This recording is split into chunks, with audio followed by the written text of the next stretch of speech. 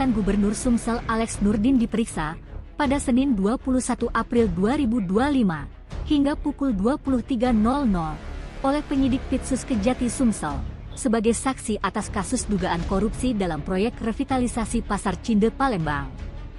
Alex Nurdin diperiksa bersama dua orang saksi lainnya, Edi Hermanto sebagai Ketua Panitia Badan Usaha Mitra Kerjasama Pemprov Sumsel pada periode 2014-2015 dan inisial DW menjabat sebagai Project Manager PT BR pada tahun 2018.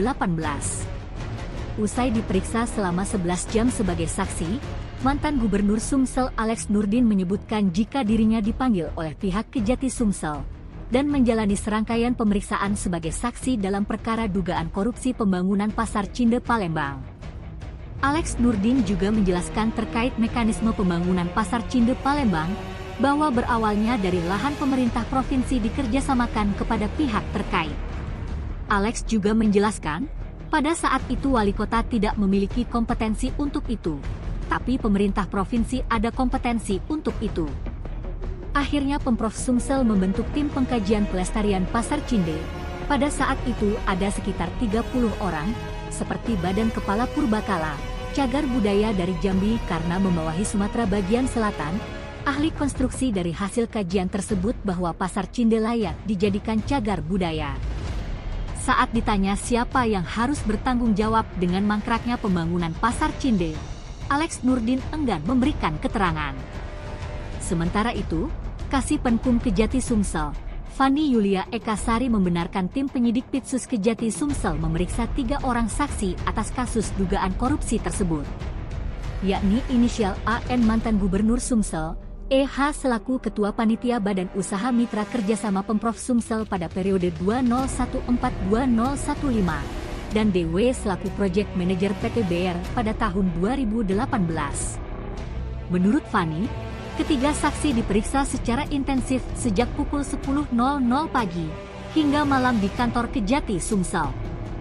Ia juga menyampaikan, pemeriksaan ini merupakan bagian dari upaya serius Kejati Sumsel dalam mengungkap dugaan tindak pidana korupsi tersebut.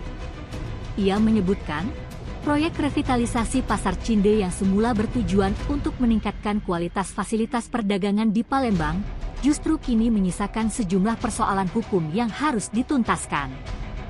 Fani menegaskan bahwa pihak Kejati Sumsel tidak akan ragu untuk menetapkan tersangka apabila bukti-bukti yang diperoleh dari pemeriksaan para saksi mengarah pada keterlibatan mereka dalam praktik korupsi. Perlu dana masuk, investasi, APBN, pernyataan modal pemerintah, swasta. Tapi bagaimana caranya supaya banyak uang masuk membantu? Ada 2 cara. Pertama event, mulai tahu kan, 2004 PON, 2011 SEA Games, ASEAN University Games, Islamic Solidarity Games, dan GOM-nya itu 2018 ASEAN Games. Kamu tahu kan, berkat ada ASEAN Games di sini, berapa pemerintah Sumatera Selatan dapat bantuan? 90 triliun dalam 3 tahun.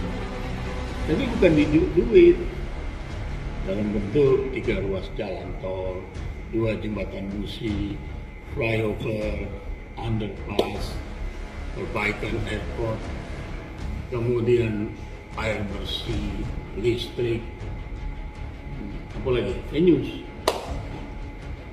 Itu masuk situ. Cara kedua, BOT. BOT itu lahan idle milik pemerintah provinsi, itu dikerjasamakan dengan pihak mereka bangun apa di situ, ada kontribusinya untuk kita, dalam jangka waktu tertentu balik jadi milik kita lagi. Itu yang sudah sukses, itu Palembang Icon. Kalau tak kata BOT Palembang Icon, mau tak kemana? Mall di itu sampai sekarang paling modern. Kedua itu PSCC. Ketiga itu Siloam Hospital. Tempat di bawah Siloam itu ada underground mall. Itu punya kita. Lagi balik lagi kita, dan pendapatan mereka ada sharing revenue itu untuk kas daerah. Aku nak tanya, ada tak yang lebih cerdas dari ini program itu? Kemudian, kenapa Cindi? Kamu pernah tak masuk ke Cindi? Iya. Sebelum dibongkar? Pernah tak? Iya pernah Pak. Pernah ya? Pernah. Busuk, kotor, jorok, gelap, becek. Kumuh Pak. Itu di tengah kota Sudirman. Kita nak Asian Games. Maka ini itu ditawarkan. Tawarkan, lelang. Pak Edi, kalau aku, mana Pak Edi? Dua. Lelang ya. Ada prosedurnya, aku percepat bayar ini. Ya. Nah, akhirnya itu minta izin kepada wali kota bahwa ini sudah ada pemenang itu, lahan itu milik kami, dan itu apa namanya silakan dibongkar.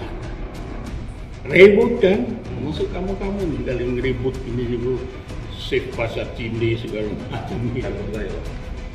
Kenapa? Cagar budaya katanya. Datanglah Dirjen Kebudayaan dari Jakarta, Dr. Didit Arianto.